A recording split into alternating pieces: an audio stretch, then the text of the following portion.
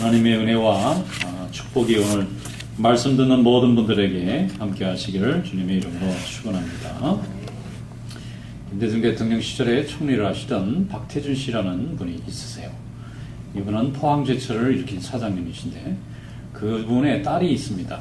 그분 딸을 당시에 판사를 사시던 고승덕 씨라는 분과 결혼을 했어요. 그래서 요즘 고승덕 씨가 아주 유명해졌습니다. 그리고 아주 강연도 잘하시고 저도 참 그분 이렇게 강연 들을 때 은혜도 많이 받는데 그분이 이제 이혼을 했고 두 자녀들과 함께 부인은 미국에 와서 사는 동안에 딸이 자라서 로스쿨을 다닌다 그래요. 근데 이번에 고승덕 씨라는 분이 서울시 교육감에 출마를 했어요. 그런데 아들이 미국에 병역 문제 때문에 미국에 가 있어서 안 온다. 그래서 비난을 사람들이 많이 하니까 이 아버지가 나와서 이제 해명을 하면서 내가 아버지로 자식들한테 잘 해주지 못했는데 이 아들을 너무 이렇게 괴롭히지 않았으면 좋겠다고 이분이 우셨어요. 근데 미국에서 그걸 보던 딸하고 전 부인이 좀 이혼하셨으니까 진실하지 못하다. 그래가지고 또 뭐 이렇게 기사가 막 나가지고 우리 아버지는 자녀들 한 번도 돌본 적도 없고 돈 준 적도 없고 거짓말이다. 이게 교육감 자격이 없다고. 그래가지고 지금 그냥 서울이 시끌시끌합니다. 이게 어디에 맞는 말인지 모르겠어요.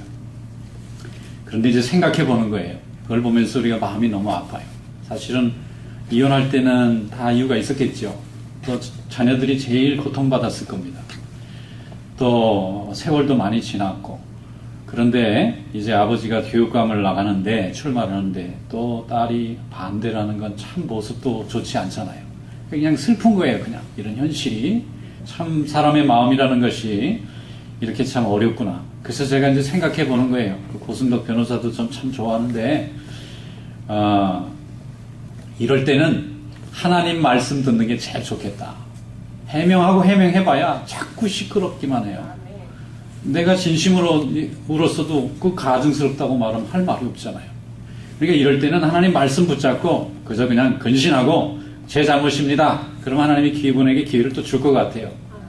그런데 자꾸 아니라고 해명하면은 자꾸 수렁에 빠지는 거예요. 사람의 말이라는 건 이렇게 복잡한 면이 있어요. 오늘 사무엘하 16장에 보면 다윗 왕이 딱 그 지경에 지금 있습니다. 저는 고 변호사님한테 교육감 나가고 말고 이런 문제 고민하지 말고 사무엘하 16장 오늘 이 말씀 좀 읽었으면 좋겠다. 권하고 싶어요. 너무 멀리 있어서 내가 말을 못하지만. 자, 오늘 본문 말씀 한번 열어봅시다. 사무엘하 16장 11절부터 13절 말씀입니다. 다 같이 한번 읽어보겠습니다. 시작. 또 다윗이 아비새와 모든 신하들에게 이르되 내 몸에서 난 아들도 내 생명을 해하려 하거든 하물며 이 베냐민 사람이랴.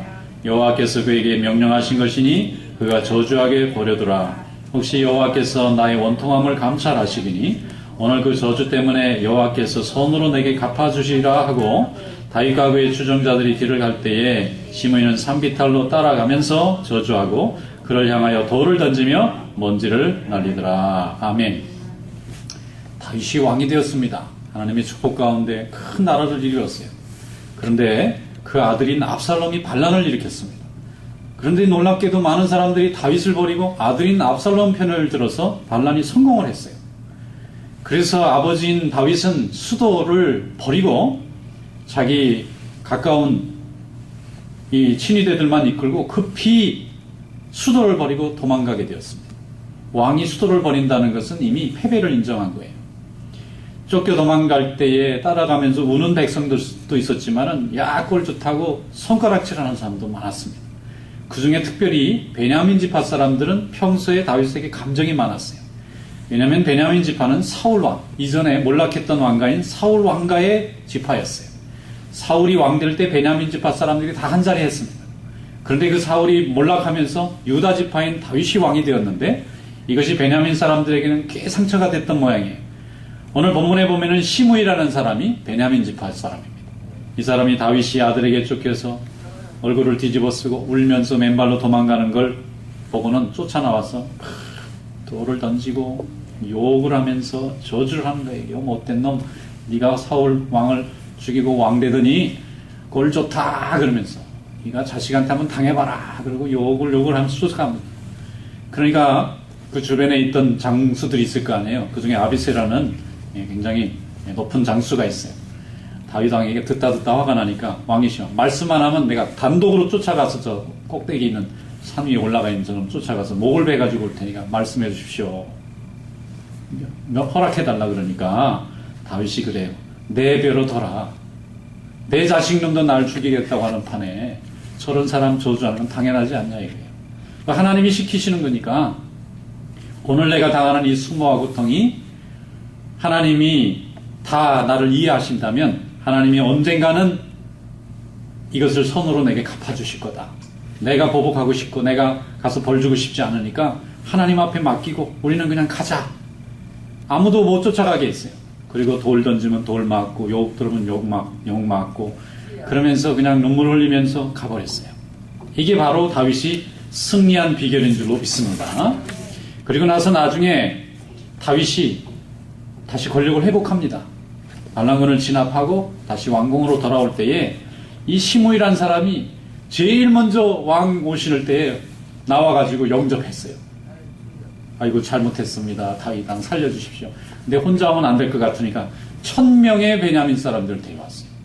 혼자만 어떻게 죽일 수도 있겠는데 1000명이 같이 왔어요. 그러면 1000명이나 동원할 수 있는 힘을 시므이는 가지고 있었다는 얘기입니다. 그러니까 시므이는 베냐민 지파 1000명이면 베냐민 지파가 수만 명이 넘는 족속이니까 그 지파 중에서 지도자들이 다 온 겁니다.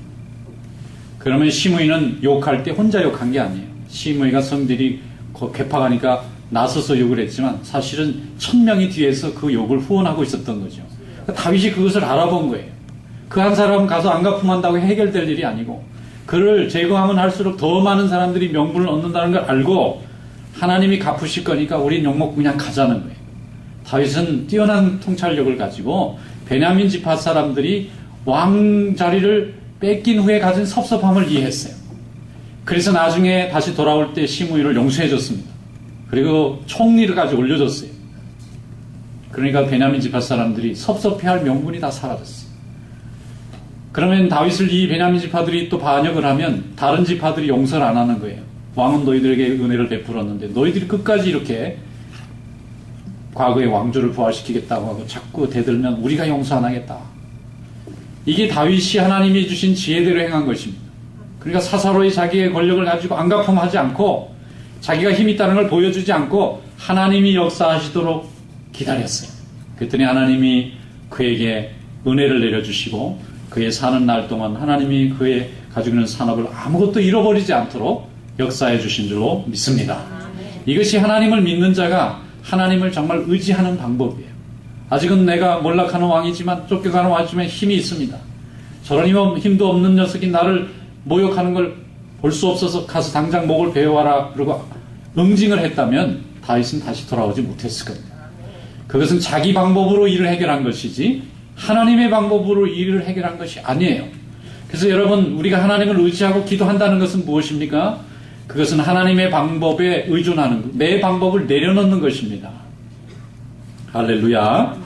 시편 25편 20절에 말씀하기를 내 영혼을 지켜 나를 구원하소서 내가 주께 피하오니 수치를 당하지 않게 하소서 내가 주를 바라오니 성실과 정직으로 나를 보호하소서.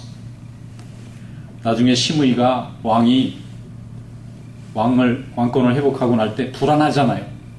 옛날에 난 자기가 섭섭하게 한 거 또 기억하면 어떨까. 그래서 자꾸 다윗왕한테 괜찮은지 자기를 미워하고 있지 않는지 자꾸 물어보니까 왕이 너 살아있는 동안에는 내가 절대 보복하지 않을 테니까 염려하지 말고 일을 봐라.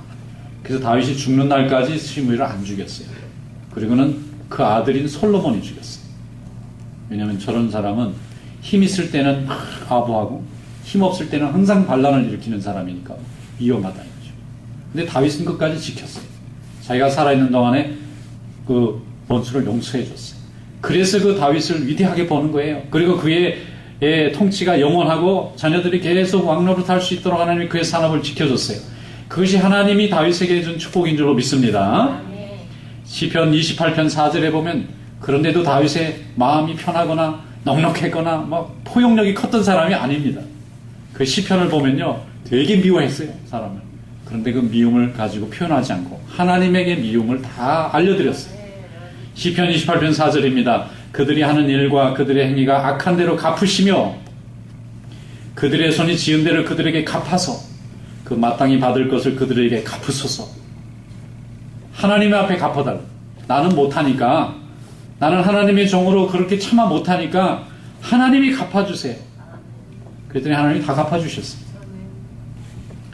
여러분, 하나님 앞에 우리가 기도하는 사람인 줄로 믿습니다.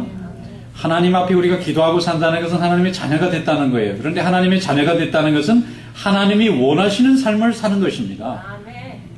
기도는 하나님 앞에 우리의 뜻을 무조건 아뢰고 떼쓰는 것이 아니라 우리의 어려운 형편을 알려드리고 그분이 하시는 말씀을 듣고 순종하는 겁니다.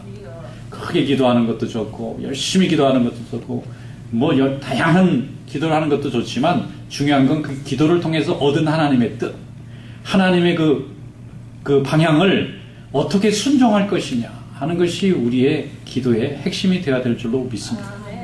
하나님이 이루실 일을 인정하고 내가 수고하고 내 방법으로 하지 않아도 이 수치를 하나님이 갚아주실 것을 믿고 나는 사람들에게 자비를 베푸는 거예요.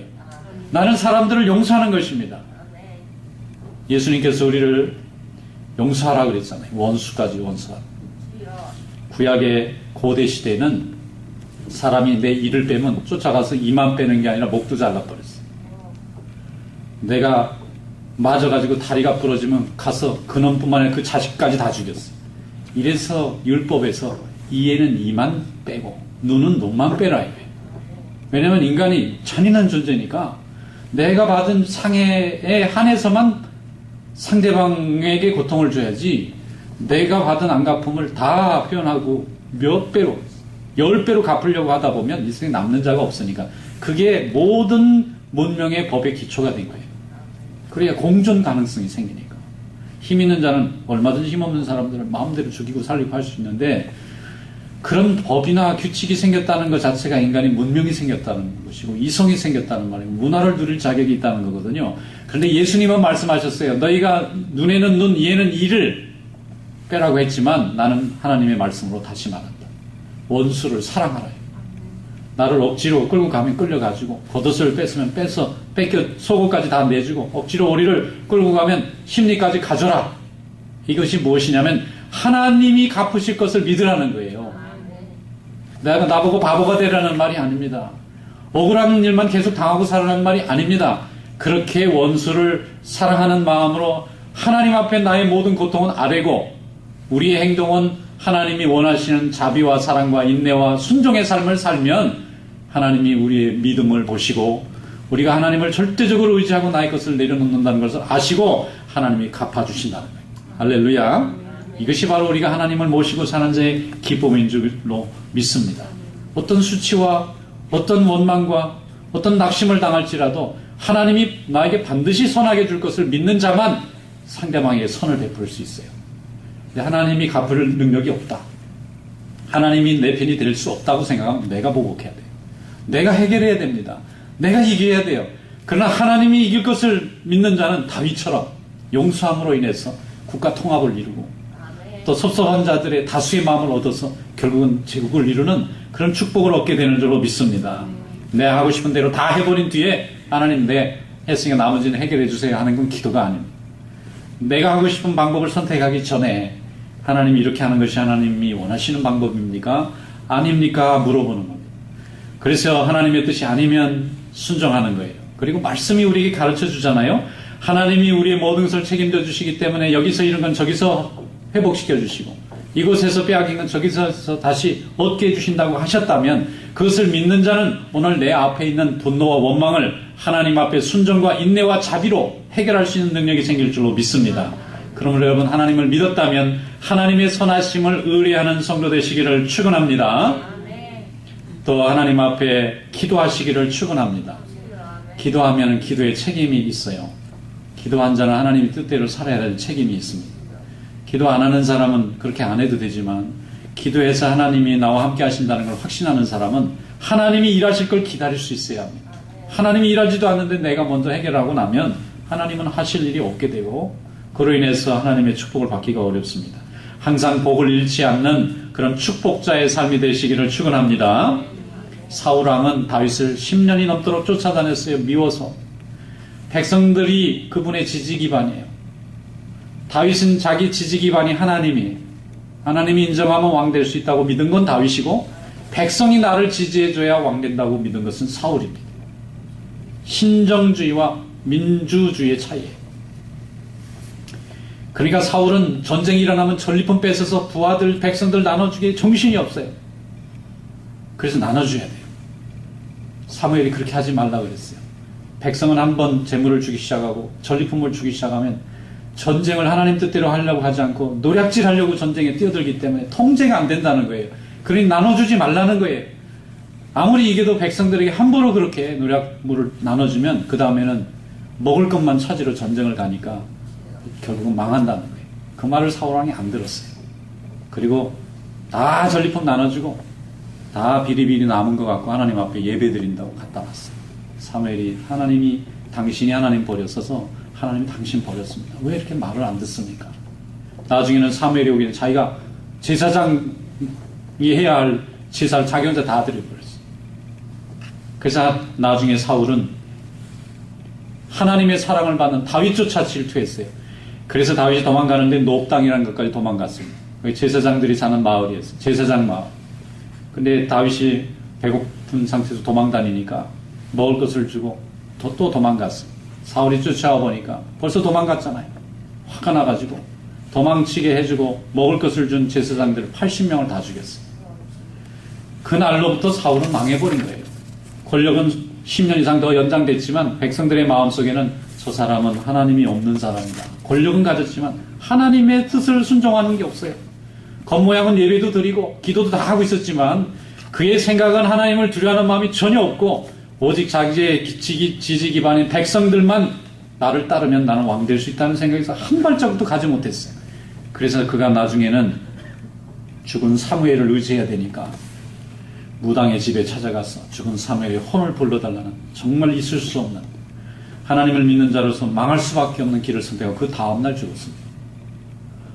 하나님 앞에 늘 순종하는 종들은 하나님의 음성을 들으면 그 뜻이 의지가 되어서 그 의지가 삶을 통해서 나타나고 삶을 통해서 하나님이 일하시는 것을 경험하고 그 축복을 누리는 자가 되어야 될 줄로 믿습니다. 시편 25편 20절로 21절 내 영혼을 지켜 나를 구원하소서. 내가 주께 피하오니 수치를 당하지 않게 하소서. 내가 주를 바라오니 성실과 정직으로 나를 보호하소서. 다윗은 억울하고 분하고 수치스러운 일이 있으면은 하나님 앞에 기도하는 겁니다. 그리고 자기가 얼마나 고통하는지 알려드리는 거예요. 나는 원수 갚질 못하겠습니다. 나는 가서 보복 못하겠습니다. 나는 응징을 못하겠습니다. 하나님의 종이니까. 하나님이 갚아주세요. 대신 하나님은 내 말을 좀 들어주세요. 내가 이렇게 고통합니다. 하나님 다 들어주셨어요. 시편 28편 4절에 그들이 하는 일과 그들의 행위가 악한 대로 갚으시며 그들의 손이 지은 대로 그들에게 갚아 그 마땅히 받을 것을 그들에게 갚으소서. 이래서 다윗은 하나님의 축복 가운데서 승리하는 자가 되었고 사울은 하나님의 말씀을 순종하지 않았기 때문에 하나님의 역사를 이루지 못했습니다. 여러분, 하나님의 은혜에 온전히 맡기고 주님이 인도하시는 대로 헌신하는 종들이 될 수 있기를 주님의 이름으로 축원합니다. 시편 92편 14절로 15절에 보면 다윗이 이렇게 하나님을 찬양했습니다. 하나님이 이르시되 그가 나를 사랑한즉 내가 그를 건지리라. 내가 그 이름을 안즉 내가 그를 높이리라. 그가 내게 간구하리니 내가 그에게 응답하리라. 그들이 환난 당할 때 내가 그와 함께하여 그를 건지고 영화롭게 하리라. 할렐루야. 다윗이 지금 생각할 때 하나님이 이렇게 말씀하신다는 거예요. 나를 사랑하면 나를 사랑하는 자를 내가 건지고 높이고 영광스럽게 해주고 응답해 준다는 거예요. 근데 나를 높이지 않고 자기를 높이는 자는 하나님이 높일 게 없어요. 그러니까 함께 할 수가 없는 것입니다. 여러분, 환난 날일수록 하나님을 높이시는 성도 되시기를 축원합니다. 성공할 때에 믿음 생활하는 것도 중요하지만 실패하고 어려울 때, 환난 당할 때에 믿음 생활을 잘하는 자가 성공합니다. 환난은 우리에게 또 다른 축복의 기회입니다. 환난 당하고 어렵고 사람들에게 핍박당할 때에 우리가 하나님을 온전히 의지하고 주님을 높이시는 삶이 될 수 있기를 축원합니다. 그럼 어떻게 그분을 높이느냐? 어떻게 그분을 영광을 돌리느냐? 아주 간단합니다. 오늘 다윗처럼 하면 돼요. 사람들이 핍박하고 모욕할 때 그를 따라가서 응징하고 가서 대항할 필요가 없어요.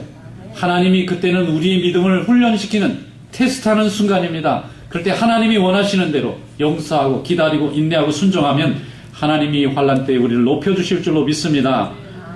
하나님이 다 갚아주세요 하고 확실히 믿는 사람은 하나님 앞에 순종하고 하나님이 기뻐하시는 사랑과 인내와 순종의 삶을 살게 됩니다. 이것이 하나님이 주신 하나님의 종의 특권인 줄로 믿습니다. 우리는 날마다 하나님 말씀 공부합니다. 날마다 우리는 기도합니다. 그런데 막상 우리가 선택해야 되는 문제는 공부하고 배우고 기도한 게 다 없어져요. 내 혈기와 내 주장, 내 정욕만 가지고 일을 하려고 그래요. 이것이 기도하는 사람의 삶이지만 참된 기도가 아니라는 거예요. 참된 기도를 하지 않았다는 뜻입니다. 갈라디아서 2장에 보면은 안디옥에서 이런 일이 일어났어요. 안디옥은 예루살렘에 있는 교인들이 핍박당해 가서 도망쳐서 세웠던 교회입니다. 북쪽으로 도망갔어요. 근데 거기는 유대인만 있는 것이 아니라 이방인도 많았어요. 그래서 안디옥 교회는 유대인 반, 이방인 반, 반반씩 있는 그런 교회가 되어서 크게 부흥했습니다. 한 번은 바울과 바나바와 베드로가 같이 식사를 하고 있었어요. 주변에는 안디옥 교회 이방인 형제들도 같이 있었습니다. 그런데 예루살렘 교회에서 온 유대인들이 도착했어요. 그런데 말이죠. 베드로가 슬금슬금 밥 먹다가 숟가락 넣고 나가는 거예요.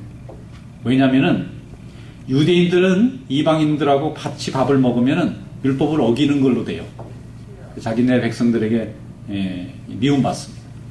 그런데 예수를 믿으면 유대인이고 이방인이고 할례 받은 사람 안 받은 사람, 안식일 지키는 사람 안 지키는 사람, 율법을 지키는 사람 안 지키는 사람 관계하지 않고 하나님 예수 그리스도 은혜 안에서 한 형제라는 걸 고백하는 것이 복음입니다. 그런데 말로는 설교를 하고 가르치기도 그렇게 하고 기도도 한 이 자신이 베드로가 아직도 이 신념과 자기 삶의 철학이 완전히 그리스도인 담은 삶으로 변화되질 못해서 아직도 유대인적 삶이 남아있는 거예요. 내가 이방인하고 밥 먹는 거 우리 유대인 형제들이 보면은 날 보고 비난하겠다 싶어서 여기 같이 있기도 애매하고 그래서 슬금슬금 나가는. 그런데 말이죠. 바나바라는 위대한 사도도 자기 선배 사도가 나가니까 자기도 숟가락 넣고 슬금슬금 나. 그러니까 이방인 형제들이 이걸 모르겠어요? 야, 우리 지도자라고 생각하시는 분들이 우리를 지금 왕따시키는구나. 유대인들이 오니까 자기 본래 자기 동족들이 오니까 우리하고 밥 먹는 게 눈에 띄면 자기를 비난할까봐 저렇게 무서워서 하는구나. 이 철학적 결단이 없었던 거예요. 200, 500은 있었는데 머리로는 하나님이 이방인도 자녀 삼아 주셨다는 인식은 있었는데 삶의 선택이 이루어지는 이 철학적 고민이 없었던 거예요. 그랬더니 사도 바울이 밥 먹다 쫓아나갔어요. 베드로 불러세우고 바나바도 불러세우고 그냥 야단을 친 겁니다. 한참 까마득한 후배인데 베드로 사도님 왜 이렇게 행동하십니까?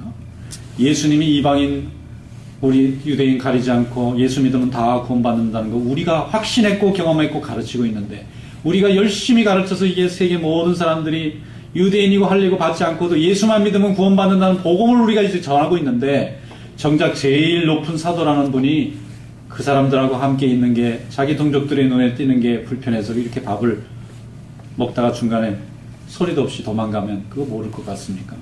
회개하세요 그랬다. 그러니까 베드로가요 무릎 꿇고 미안합니다 사과했어.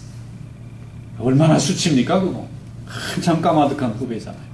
자기는 예수님의 직계 12제자 중에 제일 수제자잖아요.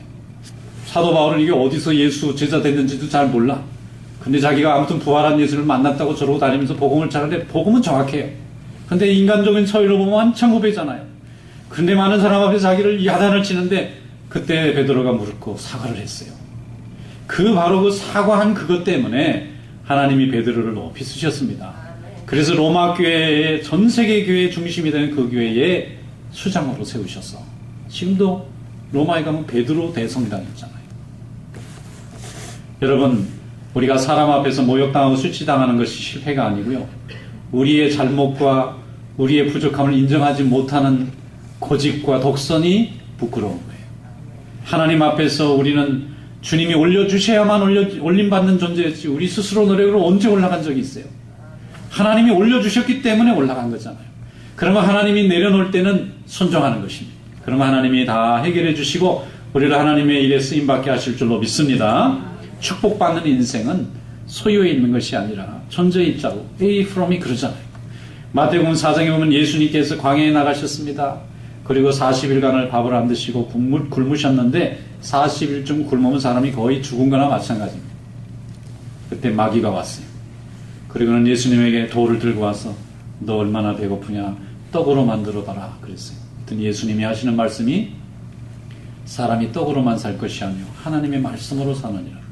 그 다음에 또 마귀가 안 되겠다 싶어가지고 높은 빌딩 꼭 탑 꼭대기에 올려놓고 뛰어내리라 그랬어요.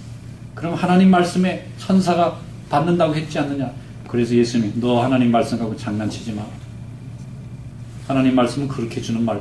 네 마귀 뜻에 순종하라고 하나님 말씀 준 거 아니야. 이단들 그러잖아요. 하나님 말씀 들고 가지고 꿰잖아요. 하나님 말씀 무조건 다 옳은 줄 알고. 그래서 공부를 해야 되는 거예요. 뭣도 모르고 하나님 말씀에 다 권위가 있는 게 아닙니다. 누가 쓰고 있느냐가 중요하죠. 말씀으로 물리치셨습니다. 그리고 저라면 세상 영광 주겠다니까 시험하지 말라. 더 이상 장난치지 마. 그리고 물리치셨습니다. 여러분 예수님도 하나님이 주신 말씀으로 이기신 줄로 믿습니다. 예수님이 그때 이 녀석이 내 실력을 모르는구나. 그리고 어마어마한 떡을 만들어내거나 높은 데서 뛰어내리는 이 기적을 보여줬으면요. 마귀 밥이 되는 거예요. 마귀의 종이 되는 것입니다. 기적을 행하고 능력을 행했는데도 하나님이 없이 세상 영광 마귀 인정받으려고 하는 기적이었기 때문에 마귀의 종이 되는 거예요. 여러분 하나님의 뜻이 이 땅에 이루어지시기를 축원합니다. 내 인생에 이루어지시기를 축원합니다. 기도하는 경건의 형식이 중요한 것이 아니라 하나님의 뜻대로 하나님께 순종하는 것이 중요합니다. 다윗은 그것을 이뤄낸 것입니다. 우리가 그것을 본받으면 우리에게도 축복이 있을 줄로 믿습니다. 어떤 분이 사업을 하다가 넘어져서 부도가 났습니다.